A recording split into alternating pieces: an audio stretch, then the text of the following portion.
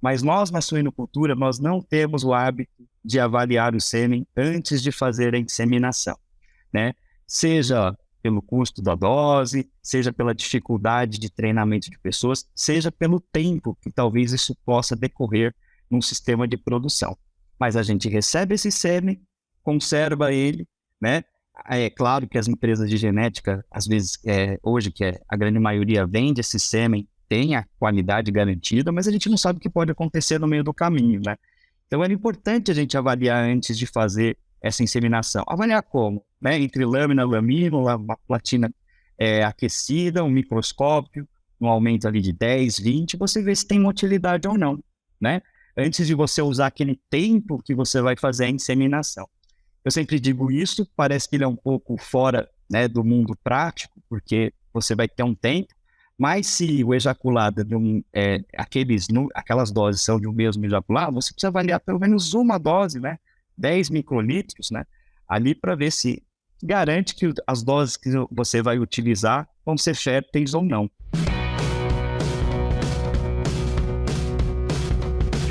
Olá, sejam todos muito bem-vindos a mais um episódio do SuenoCast. Eu sou Inês Andretta, é um prazer estar aqui, conversar com vocês, assim como também é um prazer receber hoje a ilustre presença do professor, doutor André Ferrugem César de Andrade. O André, eu vou pedir para ele se apresentar na sequência, mas fazendo uma introdução bem breve aqui, ele é médico veterinário, é doutor em reprodução animal pela Universidade de São Paulo, e atualmente ele é professor também na Universidade de São Paulo, na USP, na área de reprodução de suínos, na Faculdade de Medicina Veterinária e de Zootecnia. André, muito obrigada por aceitar nosso convite, obrigada por dividir o teu tempo e com certeza o teu conhecimento com a gente hoje. Olá, Inês, tudo bom? Bom, eu que agradeço o convite, né? Vou tentar aí corresponder bem às perguntas, né? E ao público. Eu acho que você fez já uma breve introdução muito bem feita sobre minha pessoa, né? Mas lembrando aí ao público, né, que ainda está aí nas cadeiras, né, de zootecnia, de medicina veterinária, só para lembrar que às vezes a gente tem até uma vida acadêmica aí que a gente acha que tem que decidir logo no começo, né? Mas nada impede que no caminho aí a gente possa trilhar outros caminhos, né?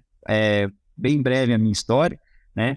Entrei na Faculdade de Medicina Veterinária no ano de 1999, né? Onde entrei para trabalhar com animais silvestres, tinha esse sonho, né? Trabalhar no Animal Planet, né? Mas no andar do curso, acabei me apaixonando pela espécie equina, comecei a trabalhar com cavalo, achei que ia ser cirurgião, né, de cavalo. No final do curso, eu acabei optando para ir para a área de reprodução de equinos, né, aonde fiquei e fiz o meu pós-doutorado até o ano de 2011, né, fiz o doutorado e o pós-doutorado. E aí, em 2011, abri um concurso na Faculdade de Medicina Veterinária e Zootecnia, aonde eu prestei para o concurso de reprodução de suínos, né? Que aí as pessoas podem falar, ué, mas como ele passou num concurso, né? Sendo que ele era de outra área. Graças às atividades que eu executava junto ao professor Aníbal Santana Moretti, né? A gente colaborava nos experimentos com reprodução, né? Onde também eu conheci a minha esposa, a doutora Simone Maria Massaro Kitamura Martins, e eu ajudei no mestrado dela e no doutorado dela, né, que era com trabalhos com nutrição, reprodução de suínos. Então, eu colaborava com o professor Aníbal, então eu consegui, né, ao longo da minha carreira também, né, ter alguns trabalhos com reprodução de suínos, além do trabalho que eu desenvolvia para equinos. Que legal! Acho que essa é uma boa para introduzir, né, e, na verdade, depois disso, eu estou aqui até hoje, né, colocando todos os meus esforços em trabalhos com reprodução de suínos, né? A gente gosta muito de trabalhar com nutrição, reprodução, manejo e reprodução, ambiência e reprodução, né? E sempre aí estando disposto a colaborar com outros colegas que também queiram trabalhar com a gente. Que legal! Muito obrigada pela apresentação, pela introdução. E é importante mesmo, né, André, a gente se conhecer, na verdade, né? O curso e a pós-graduação também, elas são oportunidades de a gente se conhecer, né? Experimentar áreas, enfim. Eu tentei trabalhar com ovino, Eu durei uma semana. Não entendia nada. Mas é importante, né? É tão importante descobrir aquilo que a gente gosta, mas às vezes tem que passar pelas áreas que a gente não gosta tanto, né? Para descobrir que não é aquela, né? Vale a experiência também. E uma coisa, né, Inês, é sempre saber que todo aprendizado é válido. Eu não contei, mas nesse meio tempo eu trabalhei com coelhos também, tá? Mas uma coisa interessante, eu trabalhei com reprodução de coelhos, tá? Coleta e uso de vagina artificial para coleta de sêmen e inseminação artificial. Olha só, que Então, todo conhecimento é válido, porque no final, esse conhecimento que eu aprendi no segundo ano da faculdade, na minha primeira iniciação científica, eu uso até hoje no laboratório, quando a gente vai avaliar o sêmen de suíno. E é interessante, como tu disse, né? A gente transporta conhecimento, né, de uma área para outra. Eu, de vez em quando, trabalho um pouco com avicultura, e é isso, a gente tem tanto para aprender na outra, né? Na forma como a cadeia está organizada, ou numa tecnologia, ou como nutricionista, muita coisa, né? Se transpõe, né? Funciona nas duas espécies, assim, isso é muito bacana. A gente aberto, né? Um pouco aberto, assim, a cabeça. Nem sempre dá para ser muito, mas enquanto o tempo permite, a gente está sempre aprendendo alguma coisa. Muito legal. E dentre as áreas que vocês têm trabalhado, né, professor, eu vi que vocês trabalham bastante com a parte do macho, né, na suinocultura, né, na parte de reprodução. Isso é interessante, porque eles são poucos dentro do rebanho, mas eles são extremamente importantes. Assim, eu queria, para a gente começar a nossa conversa aqui, te pedir para você falar um pouquinho sobre isso, assim, a importância do macho dentro da suinocultura, na produtividade e no rebanho como um todo. Do meu ponto de vista, né, até onde a gente sabe, né, as fêmeas ainda não fazem partenogênese, né, então elas não conseguem se reproduzir sozinhas, então elas ainda precisam, né, do elemento reprodutor do macho, né, presente. E uma das coisas que é interessante, Inês, que me atrai muito na área de pesquisa de machos, pelo que eu me lembro, pela última vez que eu ouvi alguém falar sobre número de reprodutores, tá? Das granjas tecnificadas, eu acho que gira em torno de 3.000, né? Para compor todo esse nosso rebanho no Brasil. Mas imagina você ter esse rebanho, né? Eu acho que as fêmeas devem estar atingindo mais de 2,5 milhões aí, né? De matrizes, né? Imagina que você tem o potencial de trabalhar com poucos animais e modificar a característica, né, tanto de produtiva, né, reprodutiva, produtiva, de milhões de animais que venham a nascer, né? Seja os animais que vão ser selecionados para reprodução, seja os animais que vão ser são os animais terminados, né, que vão para terminação. Então, o potencial de você modificar esse reprodutor e conseguir colocar a modificação de uma forma mais intensa na cadeia produtiva, eu acho que a gente facilita porque tem menos. Consegue com menos fazer muito mais, né? A gente imagina que, né, a gente consegue a cada ejaculado produzir umas 30, 35 doses, né? Vamos pensar que a gente usa 2 doses por fêmea, né, no mundo ideal, né? Estaria, então, utilizando um macho para 15 fêmeas aí, seria demais, né? Para cada ejaculado, né? Não é o macho. Né? Então, você estaria potencializando o uso desse ejaculado de uma forma surpreendente, né? E até hoje em dia, né? A gente pensando assim, tem outras até tecnologias que facilitam quando a gente usa o ejaculado, né? Eu tenho uns trabalhos com sêmen congelado, né? Acho que a gente pode falar isso um pouquinho mais para frente, mas a gente sabe que tem até como conservar, né, ad eterno as características desse determinado reprodutor de uma forma até simples, né? Não é tão complicado assim como às vezes as pessoas passam. Interessante. E o macho, enfim, a gente precisa conhecer a fertilidade dele, né? Eles são poucos, de novo, né? Mas são importantíssimos, então a gente precisa conhecer. E como que a gente faz para identificar a fertilidade, enfim, conhecer a fertilidade desses machos? Tem técnicas mais tradicionais, mas o que tem, né, sido mais usado? Essa é uma boa pergunta, né? E essa eu acho que é a pergunta que todo mundo quer saber, né? Mas ainda bem, por isso que eu ainda tenho emprego, né? Não é tão fácil identificar a fertilidade do macho, né? A gente ainda está na busca disso daí. Mas é só para a gente imaginar que o que realmente representa assim, um ejaculado, né? fértil ou não, é só no momento que você faz a inseminação e você detecta que essa fêmea está gestante ou não, né? Não vamos nem conversar sobre as coisas que podem acontecer e essa fêmea ter a perda gestacional, né? Vamos se manter na fertilidade, viu? Gestou, ou seja, o sêmen, aquele ejaculado é fértil. E você percebeu, Inês, que toda vez que eu falo ejaculados, né? Não estou nem falando do macho. Por quê? Não é só o macho que tem uma variação de fertilidade. A gente sabe que de cada ejaculado, claro que uma menor variação, mas a gente sabe que cada ejaculado ele pode ser mais ou menos fértil, mesmo vindo de um mesmo cachaço, tá? Então, como a gente vai determinar, como a gente vai saber qual é esse ejaculado fértil? Eu vou contar uma coisa para vocês que acontece no suíno e não acontece em outras espécies. Em suínos, a gente tem muito aquele costume de usar o sêmen heterospérmico, né? Ou seja, a gente insemina uma mesma fêmea, portanto, que ela está em estro, em cio, né? Com ejaculados diferentes, né? De machos diferentes. E às vezes isso compensa e você não consegue observar de primeira, né? Com facilidade, se você tem animais subférteis ou não, né? Naquele rebanho, né? Então, isso é o lado bom e o lado ruim. É o lado bom que o produtor não tem perdas, né? Ele não enxerga isso, mas o ruim é que a gente não enxerga com tanta facilidade se nós tivermos esses animais que têm essa característica de baixa fertilidade, né? Estamos caminhando aí, procurando alguns marcadores, né? Que possam mostrar isso daí, né? Alguns marcadores mais para o lado molecular. Mas eu queria dizer, Inês, que na verdade eu ainda acredito muito no que é simples, tá? Eu gosto muito de falar, né? No bovino a gente já conseguiu isso de maneira bem interessante, né? Hoje as pessoas, antes de fazer um programa de inseminação artificial em tempo fixo, elas avaliam o sêmen, né? A partida de sêmen que está lá congelada antes de fazer as inseminações. Mas nós, na suinocultura, nós não temos o hábito de avaliar o sêmen antes de fazer a inseminação, né?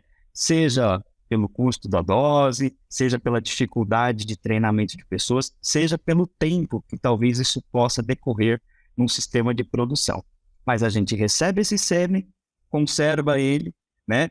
É claro que as empresas de genética, às vezes, hoje, a grande maioria vende esse sêmen, tem a qualidade garantida, mas a gente não sabe o que pode acontecer no meio do caminho, né? Então, é importante a gente avaliar antes de fazer essa inseminação. Avaliar como? Né? Entre lâmina, lamínula, uma platina aquecida, um microscópio, um aumento ali de 10, 20, você vê se tem uma utilidade ou não, né? Antes de você usar aquele tempo que você vai fazer a inseminação. Eu sempre digo isso, parece que ele é um pouco fora, né, do mundo prático, porque você vai ter um tempo, mas se o ejaculado, aquelas doses são de um mesmo ejaculado, você precisa avaliar pelo menos uma dose, né? 10 microlitros, né? Ali para ver se garante que as doses que você vai utilizar vão ser férteis ou não, né? Se tem o potencial de fertilidade ou não. Eu acho que com esse simples cuidado, as pessoas poderiam talvez maximizar a qualidade e aumentar o potencial fértil. Uma coisa que aconteceu numa granja aqui que a gente visita aqui próximo ao nosso campus é que a gente percebeu que as doses coletadas, né, eles preparam as próprias doses aqui, elas ficavam num refrigerador, né? Só que no dia seguinte essas doses não estavam boas, né? E aí foi ver uma coisa simples, Inês, era só a luz que tinha faltado, tá? Então, se você não percebe que faltou a luz e você usa aquela dose, você chega, o refrigerador está a 17 graus e faz a inseminação sem ter avaliado esse sêmen, você deixa isso passar, né? Claro que a realidade de cada lugar é uma, né? Não tem como você falar uma coisa geral, mas isso é um pequeno exemplo assim, que eu gosto de lembrar que o simples ainda ajuda bastante, tá? E uma maneira de a gente realmente perceber, né, ejaculados e animais que têm algum problema de fertilidade, seriam as inseminações homospérmicas, né? E isso a gente até consegue enxergar, né, quando a gente trabalha com granjas núcleo que fazem esse tipo de inseminação, tá? Mas no campo, né, nas granjas que tem os animais para criar os terminados, eu acho um pouco mais difícil, porque a gente tem o hábito de usar o sêmen de diferentes cachaços, né, numa mesma fêmea inseminada. Muito, muito interessante, muito interessante. Você falou uma coisa que é muito verdadeira, né? Que é o simples. A gente complica muito, e sim, tem muita coisa complicada para resolver, mas é o simples, né?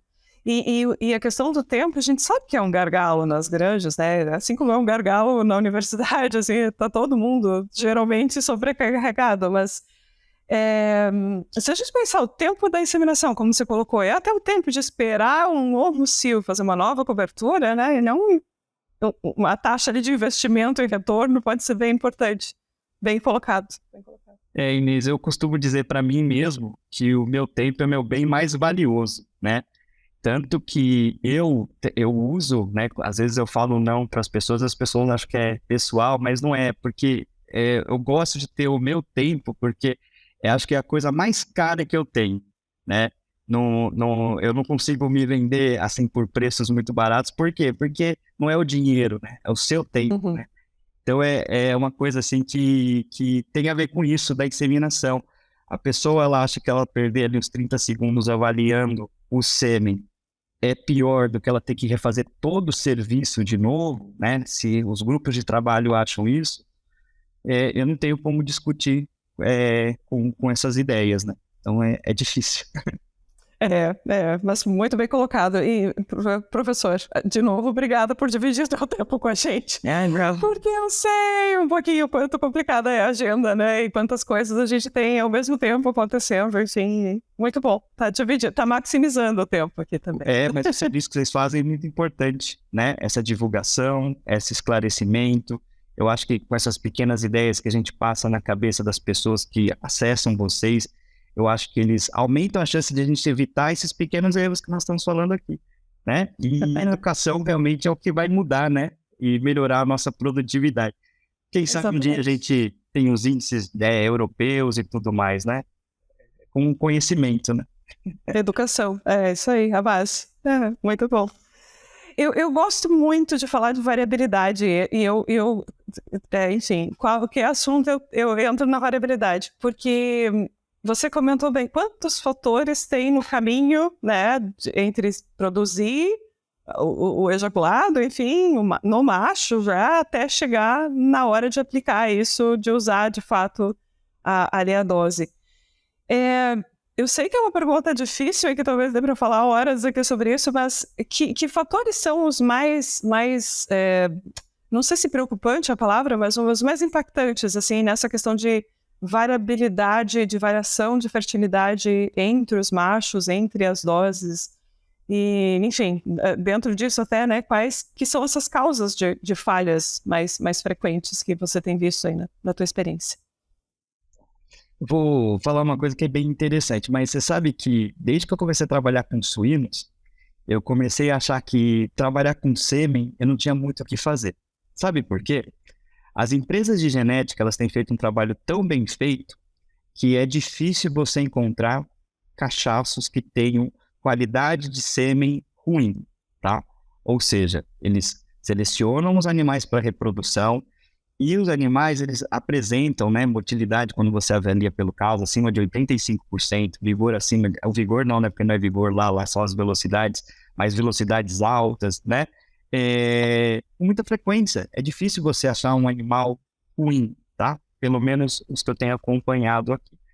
O que realmente acontece, Inês, são os problemas que vêm depois dessa coleta, preparo, transporte, né? Modo de conservação, método de uso, né? É uma das coisas que a gente aprende muito com outras espécies, né? E o equino foi uma grande escola para mim, é que quando você transporta o sêmen refrigerado, você não pode ficar expondo ele a altas temperaturas novamente e refrigerando eles novamente, né? Isso leva a um dano na célula, né? Até pouco tempo atrás, eu não sei se as pessoas ainda fazem isso, mas teve um trabalho muito bem feito pelo pessoal aí do Rio Grande do Sul, né? A professora Ana Melage, o professor Fernando, sobre agitar ou não a dose, né? Depois que está no refrigerador. Imagina você abrir o seu refrigerador, ficar manipulando essa dose com a sua mão, né, que está aos 37 graus aí, e aí depois colocar de novo no refrigerador, né, e achar que está tudo bem, né. Eu já tive a oportunidade de acompanhar pessoas que abrem a geladeira, o refrigerador, né, e deixa ali aberto como se a temperatura fosse se manter igual, né. Então, é assim, são coisas assim que chamam a atenção, né, quando você trabalha com outras espécies que também tem algumas características semelhantes, você vê que ali você brigava muito, né, porque agora acho que no suíno, eu não sei se ainda tem entrega de sêmen com motoboy, mas de equino ainda acontece muito, né. Então, você tem as caixas térmicas que fazem a curva de refrigeração muito correta, aí você envia, só que o motoboy vai abrindo essa caixa e distribuindo o sêmen em cada aras que ele passa, né? Ou seja, quebra a curva de refrigeração e você vai, claro que o último que receber a dose vai receber de pior qualidade, né? Hoje você vê que as empresas de genética elas se preocupam muito, né, com essa venda de sêmen líquido, né? Que os carros são refrigerados, eles não permitem ter essa variação tão grande de temperatura, ou seja, sempre mantendo ali entre os 15 e 18 graus, o que, né, garante uma qualidade. Mas a gente não sabe, né, de todo o processo, porque a gente não acompanha, né, tudo o que acontece. Por isso que a importância, que eu sempre falo, de você avaliar o sêmen e ver se está tudo certo, né? Você ter uma pessoa capaz de fazer esse tipo de avaliação para você saber que se o sêmen que você vai colocar dentro, né, da sua propriedade, das suas fêmeas, ele tem qualidade, pelo menos a qualidade mínima necessária para você ter os melhores índices, né? E claro, equipamentos adequados dentro da sua própria granja, né? Não adianta você ter um refrigerador de sêmen que às vezes chega a 5 graus, outras vezes ele não fica a 18, ele chega a 25, né? Ou seja, e aí depois tentar culpar, né, outros atores, né? Então, esse assim eu acho que são os maiores desafios assim que eu vejo. Mas, Inês, mesmo assim, a gente sabe que mesmo dentro de um sêmen de alta qualidade, existem alguns ejaculados que são mais férteis do que outros, tá? Agora, o que leva a essas características, aí a gente tem que contar em outra história aí, que talvez seja uma parte mais, talvez de alguns marcadores, alguma coisa assim. Mas no visual, né, o sêmen que a gente tem avaliado geralmente são de muito boa qualidade, quando você, claro, adquire esses animais dessas empresas, né, de genética, né? Não estou falando quando você talvez retire esse animal, né, por algum motivo, né, pequeno produtor, aquele produtor que tem um animal para uso uma própria propriedade, né? Então aí talvez a gente possa encontrar alguns animais aí com qualidade de sêmen não adequada, tá? E tem às vezes aqueles animais assim um pouquinho mais com sangue duroque, às vezes que ainda também apresentam um ejaculado ainda com uma menor qualidade em relação às outras raças, tá? E aos outros animais híbridos. Interessante, interessante. Mas é bacana, né? De novo, ressaltar a dica que você deu no início, né? Tem tanta coisa influenciando, né? Que uma alíquotazinha em alguns minutos ali no microscópio pode fazer muita diferença para identificar onde que está o problema, inclusive, né? Identificar a necessidade de olhar o processo e para tentar achar a causa dessa, enfim, de um erro. E é aquela coisa, né? Se a gente vai lá nas granjas, né, que são as top 10 lá, se lá eles conseguem 95%, 98% de taxa de prenhez, quer dizer que é possível. O que a gente precisa saber é como eles fazem e copiar, né? Tinha uma frase que o meu professor falava, eu nunca sei se era verdade, o professor Alexander Spears, que ele falava que os japoneses falavam que ele era muito idoso, ele já faleceu, já tudo, né? Ele falava que os japoneses falavam que a gente tem que copiar. Aí depois a gente copia para aprender. Aí depois a gente aprende para competir. E aí depois compete para vencer, né? Então, a gente tinha que aprender com essas pessoas o que eles fazem, mas não vencer deles, porque na verdade que na cadeia de suínos ninguém vence ninguém, né? É igual nós professores, né? A gente pode até achar que está competindo, mas na verdade a gente está se ajudando, né? Porque tem que se ajudar. Então, eu acho assim, tem coisas que são atingíveis, né? Então, é saber como eles estão fazendo, como eles conservam esse sêmen, como eles fazem para receber e fazer essas equipes motivadas para treinar, né? Eu não tô ainda nem falei que eu tenho um personagem aí chamado, eu chamo, esse aí é muito importante, que é aquele cara que detecta o estro, né? Que vê a fêmea em si de verdade, né? Que vê a fêmea parada, sem vocalizar, que realmente está ali, né? No estro. Esse cara é super importante também para a gente ter esses resultados aí ideais, entendeu? Então, quando a gente fala de sêmen, a gente sabe que tem vários personagens envolvidos aí. Como tudo na cadeia de suínos, né? E o fator pessoa ali, o fator humano, a gente vai focar no animal, a gente vai focar nas máquinas que estão no processo, mas a pessoa, ela é importantíssima, né? E eu não sei, posso estar muito errada, mas difícil de substituir. Vamos pensar num futuro, né, próximo, que assim, tem máquina para fazer tudo isso agora, pronta, né? Até tem alguém testando máquina para quase tudo, mas a gente depende muito das pessoas, né? A suinocultura depende das pessoas. Depende. Eu tive até a oportunidade de trabalhar com equipamentos para detecção de estro, né? No meu pós-doutorado junto com o professor Robert Knox, né? Nós temos coisas incríveis, né? Que podem detectar estro, podem detectar momento de parto, podem detectar ovulação, tá? Até planejando já um próximo passo, uma inseminação artificial em tempo fixo na suinocultura, né, que diminuiria a necessidade do técnico ali tá fazendo esse diagnóstico de estro, né? Mas é aquela coisa, e já tem tecnologia de vídeo, né, de filmagem, tem câmeras para ver temperatura.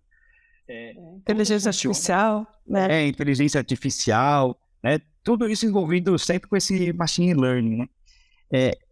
Todos funcionam muito bem, vão funcionar, tá? E eu acho que talvez melhorem os índices, tá? Mas o sêmen ainda precisa chegar na propriedade, ser conservado de maneira adequada e ser inseminado, né, da melhor maneira possível, né? Sempre respeitando o tempo da fêmea, né? Se for inseminação intrauterina, se for transcervical, se tem a presença do macho necessária ou não, né? Dependendo da técnica que você escolhe, né? Então, eu acho assim que tudo isso depende ainda de muitas coisas, mesmo que a tecnologia venha, né? Porque ainda tem coisas que vão depender do homem ali para fazer esse meio campo, né? Mas eu acho que isso vai ajudar muito, né? Mas quando tudo isso estiver funcionando, aí eu consigo realmente achar o que realmente acontece em relação ao ejaculado, ao espermatozoide que está naquela dose inseminante. Enquanto a gente tem vários atores, é difícil a gente culpar só um, né? Uma das formas que eu sei de não culpá-lo é avaliando ele, pelo menos com técnicas simples, se esse sêmen tem motilidade, tem vigor, né, para ver isso antes de fazer a inseminação, né? Mas aí depois disso, se tudo tiver controlado, a gente acha que tem outras coisas que a gente pode buscar aí para melhorar ainda mais a fertilidade. Uma etapa por vez, né? Uma coisinha de cada vez vai melhorando, né? Vai somando. Vai. Você sabe que o meu sonho é inseminação artificial em tempo fixo, né? Se isso acontecesse realmente, né? Mas a gente sabe que na suinocultura não faz sentido econômico ainda. Por quê? Por mais que seja bem feito, né? Eu conversava muito isso com o professor Knox, você vai conseguir ali por volta de 85% de taxa de prenhez com a IATF, né? Só que como é que você vai substituir uma técnica que tem gente que tem 95% até 100%, né? Dependendo do grupo semanal, tem 100% das fêmeas gestantes fertilizadas, né? Então é complexo, né? Claro que aí a gente teria que pensar, né, Inês, sobre a mão de obra que você ia reduzir, se o custo de redução da mão de obra em relação ao custo de perdas da fertilidade, será que compensaria ou não? Aí foge do meu conhecimento, aí eu não posso falar. Mas é um debate interessante, né? E, de novo, é uma comparação que a gente consegue fazer, ir ali na cadeia do lado, né? E fazer, olha, como é que funciona lá, que vantagens tem, né? Numa cadeia que já usa bastante, que na suinocultura não tem e dá para trazer, né? Você sabe qual que é a vantagem? Eu vou falar um negócio. A suinocultura, ela é muito tecnificada. As pessoas têm um conhecimento muito grande, né? A gente tem a facilidade, né, de ter os animais, a grande maioria em gaiolas e tudo mais, facilita a detecção do S. No bovino, eles tinham uma grande dificuldade de saber qual fêmea estava em cio, né? Qual fêmea estava tendo que ser inseminada, né? Então, imagina, era 30% das fêmeas que eram detectadas em cio, né? E aí eram, então, inseminadas, né? No bovino de leite também, né? 40%, 50%. A gente não, a gente vê as fêmeas em cio, né? Nós estamos vendo as fêmeas em cio. Então, a gente não tem esse problema. Por isso que a IATF não casou tão bem com a suinocultura, né? Porque a gente já tem um trabalho muito bem feito pelas equipes. E a gente está falando muito de tecnologia, né? No fim das contas, de coisas que a gente pode implementar para melhorar, maximizar o uso dos machos, enfim, maximizar o desempenho reprodutivo. E aí eu queria te perguntar sobre essas tecnologias e sobre, especialmente, aquelas que você tem trabalhado mais, né, no teu grupo de pesquisa, o que você acredita que são aquelas que estão mais prontas, assim, que a gente pode esperar num curto espaço de tempo ver elas aplicadas? Assim, você já falou de criopreservação, que eu acho que é bem interessante a gente conversar, e você falou também de uma outra coisa que eu não sei se são essas as respostas, mas tem duas que eu estou curiosa para saber, que são os marcadores, né? Que outros marcadores aí a gente pode avaliar, podem ser potenciais, né, ferramentas para a gente aplicar na suinocultura. Conta um pouquinho pra gente. Esses dois eu já quero te perguntar, mas além deles, o que você espera assim, para a reprodução dos próximos anos? Se eu esquecer de algum, depois você me lembra, tá? Como eu falei, eu sou um pouco nervoso. Pode deixar. Eu acabo esquecendo Não, algumas coisas. Mas é uma coisa assim, ó. Primeiro lugar, semi-crio preservado, tá? Ele tem lugar na rotina diária de uma rotina de uma granja comercial? Não, tá? Não nesse momento, tá, Inês? Eu sou bem consciente disso, tá? Sempre nos meus pareceres, dos meus projetos, eu ouço, né, dos meus colegas que devem, eu não sei quem né?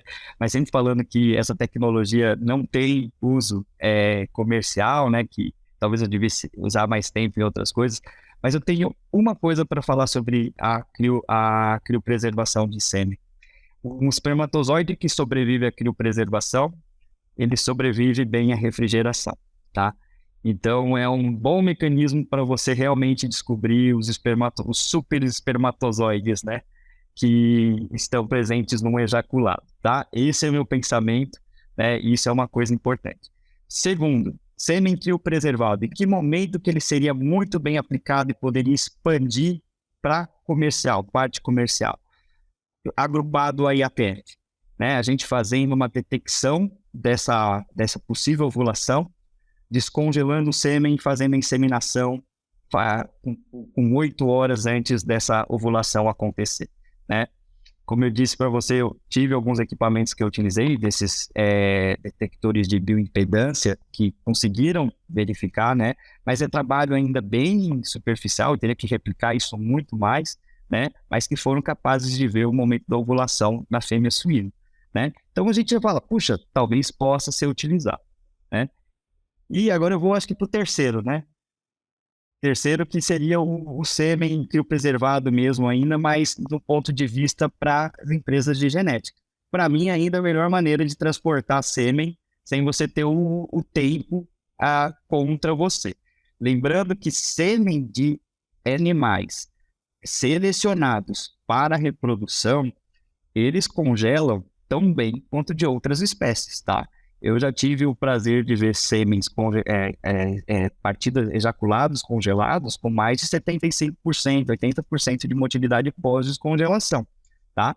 Então, isso é possível de acontecer, né? Então, a gente tem aí o fator ejaculado e o fator cachaço, né? Então, a gente tem animais que suportam bem esse processo, tá bom? E eu acho uma ótima ferramenta de difusão genética para transporte entre países. Agora, para outra biotecnologia. Então, eu fechei o sêmen congelado, né? E antes de fechar, só para falar que a história que o sêmen suíno congela pior que outras espécies, a gente até usa, né? Porque tem a parte de fosfolipídio de membrana, que é um pouco diferente de outras espécies, mas isso tem mais relação com como você congela do que se congela mal ou bem, tá? Porque a gente sabe que tem, como eu já disse, ejaculados que congelam bem. Então, a gente só precisa realmente descobrir quais são os fatores que levam a isso, tá bom? Então, vamos para a segunda tecnologia aí, que seria... Qual que seria? Eu tenho curiosidade sobre os marcadores, mas você os marcadores. Outras tecnologias para acrescentar. Os marcadores eu tenho bastante curiosidade. Eu até tenho, né? Mas os marcadores. Aí eu falei para você que o modelo de congelado é muito bom, né? Os marcadores, nós já detectamos alguns, tá? MicroRNAs, tá? Que tem no espermatozoide, tá? Então eu gosto até de, aqui é um pouco técnico isso, mas é lembrar que sempre quando a gente tem o ejaculado, a gente tem o plasma seminal e o espermatozoide. Nós descobrimos, assim, alguns trabalhos que a gente vem fazendo, que não está no plasma a resposta, né? A resposta está realmente na célula, ele que traz alguns marcadores bem interessantes, tá? Só que a gente não sabe se tem uma relação ainda entre os marcadores, né? Essas proteínas, esses lipídios, que eles sofrem alguma reação devido a algo que tem no plasma seminal, né? A gente ainda não conseguiu estudar se tem essa troca assim tão bem feita, né? Porque trabalhos antigos mostram que se você pega o ejaculado de um cachaço que congela bem e coloca no ejaculado, no espermatozoide de um animal, de um ejaculado que não congela bem, você melhora a congelabilidade. Ou seja, então o plasma tem alguma coisa, né? Mas esses marcadores que a gente tem encontrado para tentar centralizar a resposta já foram identificados em microRNAs, que são pertencentes a animais que congelam mal, tá? Ou seja, a gente já talvez tenha algum marcador de animais assim que talvez tenham espermatozoides mais frágeis, né? A gente fala assim, tem esse microRNA presente, tá? Nós já temos alguns metabólitos, né, que mostram, né, ou seja, processos, reações das células lá que são liberadas no meio, que a gente pode já identificar em animais que congelam bem, ou seja, que têm espermatozoides com uma resistência maior, tá? E, claro, o professor Ivan Bustamante, né, a professora Ana Melage identificaram proteínas também, né, que identificam animais, aí com semi-refrigerado, mas também são mais resistentes ou não. Ou seja, a gente já sabe, né, algumas indicações. E a resposta, Inês, provavelmente vai ser que o conjunto desses marcadores, de pelo menos uns 10, vão ser um painel que a gente vai poder colocar. E se o ejaculado for positivo para isso ou negativo, a gente fala, esse sêmen é um sêmen que deve ser comercializado. Vale a pena usar esse sêmen para congelar, para exportar esse ejaculado. Esse sêmen aqui só suporta refrigeração, entendeu? Então, eu acho que isso não está muito distante de acontecer. Aí você vai falar, quanto é muito distante? Eu acho que em uns 10, 15 anos a gente tem a resposta disso, tá? Não acho que é amanhã, tá? Eu acho que todo mundo hoje gosta de fazer investimento, né? A gente tem que ser investidor de longo prazo, não pode ser de curto prazo. Então, a gente imagina que isso daí vai, daqui uns 10, 15 anos, assim, acho que a gente já tem essas respostas bem elaboradas, né? Em forma de, possivelmente, igual o teste de Covid, né? Coloca uma gota e já responde para você se tem ou não tem, né? Se deve ou não deve prosseguir. Então, Inês, você me perguntou das tecnologias, então eu vou para a terceira, né? Uma terceira tecnologia que é bem interessante, né? Que seria as células primordiais, né? Só que a gente produzindo elas por células induzidas à pluripotência. Aí você vai falar assim, para que eu vou induzir uma célula à pluripotência no suíno, né? Imagina você poder pegar um fibroblasto, né? Tecido ali da orelha do seu reprodutor, né? Transformá-la numa célula induzida pluripotente, e aí você congela ela, né? Tem aí a criobiologia de novo, né? Entrando como um ator também bem importante, e você exporta, né? Essa célula. E aí, chegando no receptor lá, quem vai recepcionar essa célula, ele tem um cachaço, né? Que tem uma genética qualquer, não importa. Ele faz uma despopulação dessas células no testículo desse animal, e aí, né, ele induz essa célula que ele tem a ser uma célula primordial, né, que vai dar origem a espermatozoides, e aí você coloca isso no seu reprodutor. Então agora que não tinha genética de qualidade nenhuma, começa a produzir um espermatozoide com tudo que um reprodutor, que tem tudo que a empresa, né, que selecionou a genética tem para oferecer, né? Então isso é uma coisa que parece meio de outro mundo, né? Mas a gente já viu até alguns eventos onde algumas empresas já mostraram que estão também trabalhando com isso. E isso é uma linha de pesquisa que ela envolve tanto uma importância do suíno como um modelo, né, para doenças reprodutivas humanas, como esse potencial comercial que a gente sabe que existe, né, de você conseguir transportar a genética de uma maneira mais adequada. E é bem engraçado, porque se isso tudo der certo, toda essa parte de criobiologia de espermatozoide, né, de congelar o sêmen, vai ficar para trás, né? Mas a gente nunca sabe quem ganha, né? É igual a história lá, quando tinha o DVD, aí virou Blu-ray, né? A gente achou que o Blu-ray era tudo de bom, aí veio o streaming para acabar com tudo e falar, ó, nenhuma tecnologia venceu, agora a gente vai fazer download da internet. Você vai assistir direto da internet, né? Então, as tecnologias são assim, né? Elas vão se sobrepondo, você vai testando várias até que uma realmente se sobrepõe. Mas essa de você realmente conseguir pedir uma fibroblasto ou de qualquer outro tipo celular, você conseguir transformar numa célula totipotente e dali você poder produzir um gameta, é bem interessante, tá? Do ponto de vista comercial, e a gente ainda pensando em reprodução, né? Com troca de genética, né? Ou seja, com gameta masculino ou gameta feminino, né? Porque aí a gente já poderia partir até para outra tecnologia, né? Que a gente sabe que já existe, que é a clonagem, né? Que também poderia ser utilizada com todo esse potencial, né? A gente já sabe que é possível ser feito, né? Temos modelos, né? Em bovinos aqui no Brasil, isso já é até comercial. Se eu não me engano, em equino também já está comercial, né? E o suíno, né? É uma espécie que a gente sabe que é possível ser feito e também poderia ser utilizado. Mas esse daí é muito mais a um longo prazo. Mas esse das células totipotentes aí, pelo que a gente vem acompanhado, eu acredito que em 20 anos ela seria uma tecnologia que a gente já poderia estar realizando, né, adequadamente, tá? Os resultados são bem promissores, tá? Então, é uma coisa que eu acho que é bem interessante porque ela realmente vai ter um resultado. Nós temos trabalhos publicados com isso, né, juntamente com o grupo da professora doutora Fabiana Bressan, né, que é a pessoa que sabe essa tecnologia mesmo, né, a gente está repassando para o suíno, né, então a gente acha bem interessante.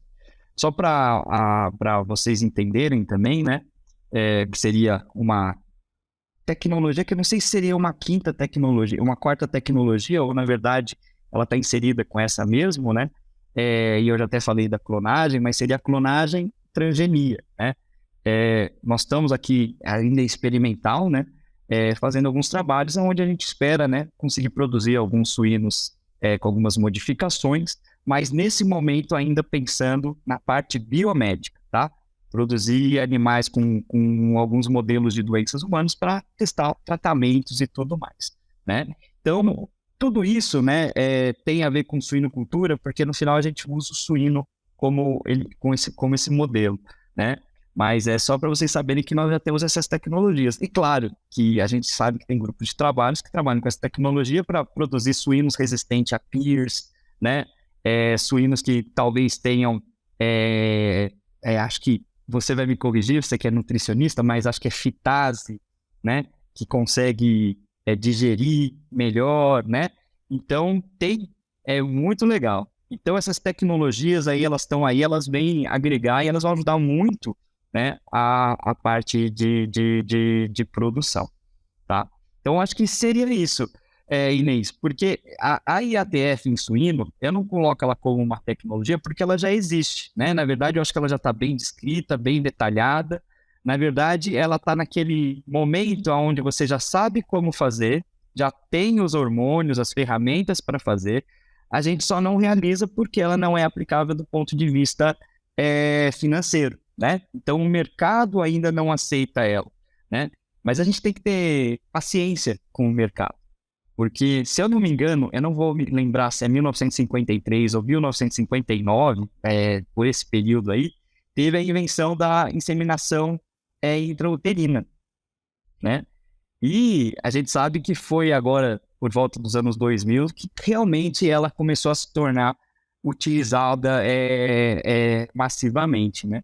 Então, é só para a gente entender que às vezes tem umas invenções que as pessoas têm, elas criam a tecnologia, mas até essa tecnologia ser empregada, né? A pessoa ser chamada de doida durante 50 anos, né? Até alguém vir falar, não, tem como usar na prática. Vamos fazer umas adaptações e vamos ver que a gente consegue utilizar. Então, é isso daí que eu acredito, assim, que são as tecnologias aí que a gente tem na suinocultura, nesse momento, para reprodução, né? Fora outras aí que existem.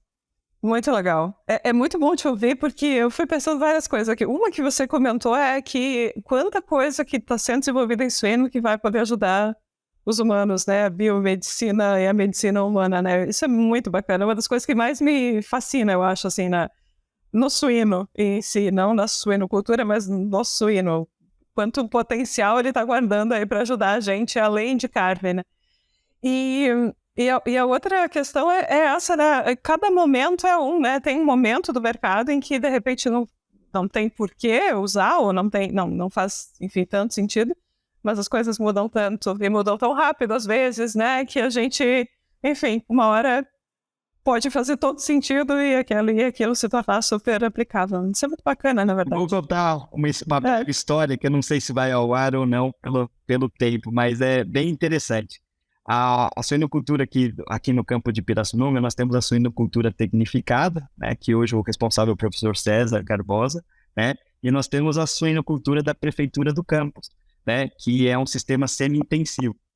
Quando eu era responsável pela suinocultura intensiva, né, eu sempre achava que a suinocultura semi-intensiva tinha que fechar, porque não era um bom modelo, porque era um modelo em desuso, que eu achava que os animais soltos em piquetes era errado, porque não tinha como a gente fazer controle de doença, a parte nutricional a gente não sabia quanto cada fêmea comia, né? Então eu achava um horror. Hoje eu trabalho com ela, né? Eu fico nela. E aí eu fico olhando e fico pensando, esse é o modelo europeu. É um modelo onde o animal fica com completo bem-estar, ele consegue ter todas as suas liberdades, né? Apresentadas. E o pior, né? Ou melhor, né? Parece que realmente ele é um suíno feliz, né? Que ela vai lá, brinca na lama, chafudeia, né? Então, ela tem todas as características interessantes. E aí, você só tecnifica em determinados momentos, onde você quer proteger o leitão, onde você quer ter uma temperatura correta para o leitão depois que ele nasceu, né? Então, a tecnologia, né, mesmo uma que a gente acha que é obsoleta, alguma coisa que passou, com o tempo aquilo pode se tornar de novo o ideal, né? Então... Mas você está contando a história da minha vida, assim, porque todo o tempo que eu fiz estágio em Santa Maria, como, né, graduanda, eu olhava para as porcas do piquete e pensava, meu Deus, por que a gente está com essas porcas aqui? Parto em baia? Não faz sentido, vamos colocar gaiola. E, né, hoje a gente tá lá, a Alemanha proibindo a gaiola de parição, né, então. E tudo tocado em ambiente é isso. Muito legal. Deixa eu te fazer uma última pergunta, que eu sei que assim a gente conversou bastante, mas tem mais uma coisa, um trabalho que eu estive olhando o seu currículo e me chamou muita atenção, porque eu acho que talvez das coisas simples que vale a pena ser estudadas, né, como a gente até comentou antes, que é sobre sazonalidade. Você acredita em sazonalidade para os suínos? E conta pra gente um pouquinho da tua experiência com isso, assim, com essa área de trabalho, porque a gente é acostumado a dizer que não tem, mas será que tem? Será que não? Conta um pouquinho pra gente. Então, é bem interessante, né? Eu tive um aluno de doutorado, né? O Christian Martinez, né? Garcia, né? Hoje ele trabalha na empresa DB Genética, né? Suínos. Ele fez um experimento para verificar, né, a presença ou não de infertilidade sazonal, né? E por que eu tive interesse, né? Eu tenho que dar, né, o crédito para quem me despertou esse interesse em fertilidade. Foi o professor Robert Knox, né? Ele tem um trabalho com dados de granja, né? Tá na Journal of Animal Science, que ele verificou que tinha, né, presença de infertilidade sazonal em algumas granjas norte-americanas, né? Eu achei que a gente também, né, poderia encontrar. Aí a gente vai lendo alguns trabalhos, né, que dizem que não tem, né, essa infertilidade em França, em países frios, eu esqueci agora, perto da Noruega, ai, Finlândia, né? Eu ensino geografia, não é para mim. Mas não, tranquilo. Na Finlândia também não tem, né? Aí você começa a ver que, peraí, mas a infertilidade sazonal que você está falando é relacionada à temperatura ou à luz? Aí você, só pelos trabalhos que eu já falei para você, você vê que talvez não seja a temperatura, né? Porque se na Finlândia lá, na França, não deu nada, né? Aí a gente já tem que começar a pensar um pouquinho assim, mas talvez então seja a temperatura, né? E aí é aquela velha história, né, Inês? Aí a gente tem que ver o modelo de criação, né? Como esses animais são criados, se é num sistema realmente onde tem um controle de temperatura dessas reprodutoras e dos reprodutores, né? Se é um ambiente aberto, ele tem relação com luz, não sei, né? Você sabe que até o próprio professor Robert Knox tem alguns trabalhos que ele dá melatonina para as porcas, né? Para melhorar a qualidade reprodutiva e tudo mais, né? Então, a gente sabe que tem alguma coisa, mas a gente não consegue ainda provar com tanta eficiência. Mas eu vou, até do ponto de vista prático, né?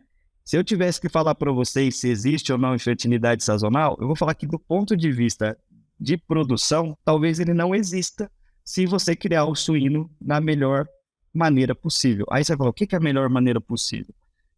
Temperatura controlada, né? Não deixar ele passar grandes variações de temperatura, principalmente no verão, né? Porque aí realmente ele diminui apetite. A gente nem precisa chegar nesse tipo de explicação, né? Falei, né? Eu acho que também tem o funcionário também que trabalhar sob altas temperaturas também deve afetar a capacidade dele de fazer um trabalho bem executado, né? Como eu gosto de falar, eu gosto de trabalhar em laboratório, porque a temperatura está sempre ali entre 23 e 24 graus, então eu sempre consigo desempenhar da minha melhor maneira. Por quê? Porque eu estou num ambiente controlado, né? E eu acho que, né, o suíno, assim, e as pessoas que trabalham com suínos também, né? Agora, os resultados que eu tive no trabalho, se a gente teve alguma relação com as temperaturas mais altas, né, época do ano com temperaturas mais altas e uma queda na fertilidade, eu posso até dizer que tem, tá? Tem sinais disso, isso acontece, tá? Só que, já que a gente fez com dados ao longo do tempo, nós percebemos que a partir do momento que as estruturas foram melhoradas, dando condição para esses animais serem criados em temperaturas mais controladas, sumiu essa tal da infertilidade, né? Então, diminuiu aquele número de fêmeas retornando ao estro, aumentou a taxa de fertilidade, né? Naquele período do ano, ou seja, se manteve constante, não teve nenhuma queda de fertilidade. Ou seja, o que nos leva a crer, Inês, é que realmente é uma coisa do ambiente, né? Acho que está muito relacionado à temperatura, tá? E principalmente, talvez, a todo esse trabalho, porque, na verdade, quando a gente fala de aumento de temperatura, né? Eu vou, talvez, mudar o assunto, mas é o mesmo. Quando eu estava nos Estados Unidos, eu percebi que o sêmen que era transportado no verão era pior que o sêmen que era transportado no inverno, tá? Então, eu não sei, eu não acho que seja ejaculado do cachaça que era pior, tá? Eu acho que também, às vezes, tem a condição do transporte, o modo de transporte. Isso estou falando num ambiente que não era o transporte, eu acho que mais adequado, tá? Que era feito para levar esse sêmen para nós, mas isso foi reportado. E também quando tinha umas temperaturas muito baixas, abaixo de 15, menos 20, também o sêmen vinha de pior qualidade. Ou seja, para mim, no meu ver, tinha muito a ver com o recipiente onde era transportado essa dose de sêmen, tá? Então, existem outros atores que eu acho que não é só a infertilidade, porque a fêmea lá tá com mais ou menos melatonina, tá? Eu acho que tem outras coisas aí que são mais importantes do que isso, né? Então, se você criar num ambiente controlado, pensando no nosso país, né, que não tem variação de horas-luz assim tão grandes, pelo menos na região que eu moro, né? Não estou falando aí do Rio Grande do Sul, né? Eu acredito que não seja o caso, tá? Eu acho que os animais, eles não têm não carregam esse problema. Acho que, na verdade, tem muito a ver com a forma que eles são criados. E aí é a sua área, né? Que eu acho Mas isso é muito bacana. Você comentou, eu vou trocar de assunto, mas não vou. E é isso, né? Essa pergunta, no fim, ela é um pouco isso. Tipo, tá bom, trocou totalmente de assunto, mas olha só, tem coisas lá no metabolismo da célula, né? E tem coisas que são tão, assim, né? O recipiente, a cortina, o manejo, é multifatorial, né? E a gente tem emprego por isso, né, professor? Mas você sabe que, Inês, é isso que eu falo para os alunos, né? Ainda bem que tem os problemas, porque se você resolve os problemas, você é importante. A partir do momento que você não tem problemas para solucionar, a sua importância ela diminui, né? Exato. Eu acho que isso é em qualquer condição da vida, né? Eu acho que sim. Professor André, foi um prazer conversar contigo. Muito bom. Eu vou terminar aqui, vou lá atualizar a minha humilde aula de reprodução. Agora eu, aprendi um monte contigo. E eu acho que quem nos acompanhou até aqui também aprendeu, recebeu insights, né? Coisas mais simples e coisas mais complexas, mas que a gente pode transportar para a sua cultura, lá na prática, e fazer melhor essa atividade que a gente gosta tanto, né? Muito obrigada mesmo por dividir o teu tempo e o teu conhecimento. Obrigado. Obrigado eu, Inês. Obrigado pelo convite, pela lembrança do nome, né? Eu, como digo sempre, eu sou uma pessoa tímida, eu demoro para falar, mas quando eu falo. Mas junta comigo, que falo pelos cotovelos. Mas foi muito bom mesmo, professor. Muito obrigado. Mas eu gostei muito da dinâmica, né? Você vê, se eu soubesse que ia ser assim, não tinha ficado nervoso antes, né? Não tinha ficado ansioso. E o mundo, nós temos um problema, viu, Inês? Às vezes a gente usa a palavra errada. Meu orientador, o professor Copy, sempre me corrigia. Eu falava assim, eu tô nervoso. Ele falava, não, você não tá nervoso. Você tá ansioso. Porque tá nervoso, você vai brigar com alguém. Aí eu falava, não, mas eu tô muito nervoso. Ele falou, não, você não tá nervoso. Você tá ansioso. Nervoso. A ansiedade me acompanha, pelo menos, né? A gente vai e tenta controlar, mas ela, Você sabe que me pediram para fazer entrevista para vocês, me pediram, acho que 2 vezes, e as 2 vezes eu neguei. Aí as pessoas vão falar, puta, deve ser muito chato, deve ser, né? Aí não, o que acontece? Vou te dar só um exemplo bem simples. Eu não sei se você vai se colocar no meu lugar. Quando eu tenho um artigo para terminar de escrever, assim, igual eu tinha coisa que eu tinha recebido, que eu tinha que corrigir, terminar, eu preciso pensar naquilo. Se eu tiver uma entrevista para dar, eu não vou conseguir focar no que eu tenho que fazer e no fim eu não vou fazer nenhum dos dois perfeito. E não importa que é só uma entrevista. Você percebeu que eu estou aqui, entendeu? Eu não estou olhando meu WhatsApp, eu não estou olhando meu e-mail, entendeu? Então é complexo. Então, por isso, assim, eu até peço desculpa de ter falado não, né? Não sei, não foi para você, foi para os seus acompanhantes aí que eu vou falando não até realmente ter um dia que eu falasse, não, eu não vou pegar nenhum parecer para dar, eu não vou pegar artigo para terminar de escrever e vou pensar naquilo ali, entendeu? Porque senão é complexo. Eu li um comparativo e uma reportagem assim, que comparava com memória RAM do computador. Você vai abrindo coisa, e daí o processador, não sei se eu estou falando o termo certo, mas no fim ele não está mais dando conta. Como tu disse, não consegue mais fazer nenhuma das atividades porque está com muitas atividades ao mesmo tempo. E é basicamente a descrição da minha vida, mas a gente tá aí. Muito obrigada. Até aproveitando aí o tempo aí, sempre a gente está aberto à colaboração, viu? A gente fica aqui, às vezes as pessoas acham que a gente é isolado. Na verdade, eu sou pouco conhecido porque eu gosto de ficar no meu mundinho, tá? Mas eu participo de várias coisas. Você vê que os trabalhos que eu falo, geralmente a gente é participação com outras equipes, que a gente faz uma parte, tá? A gente colabora, ajuda, tá? E eu gosto muito de conversar sobre pesquisa, sobre resultado, tá? Eu não sou gosto muito de políticas, até universitárias, essas coisas eu parei com a minha vida por causa disso. Eu já fui muito, tá? Já fui muito, até autodeclaro que eu já fui muito competitivo também. Mas isso aí eu deixei um pouco de trás há uns 5 anos atrás aí, já. A gente está nesse planeta para se ajudar e para crescer junto. Eu sou totalmente favorável a isso, né? Cada um tem uma habilidade, junta as habilidades, funcionam melhores. Excelente. A gente vai conversar mais.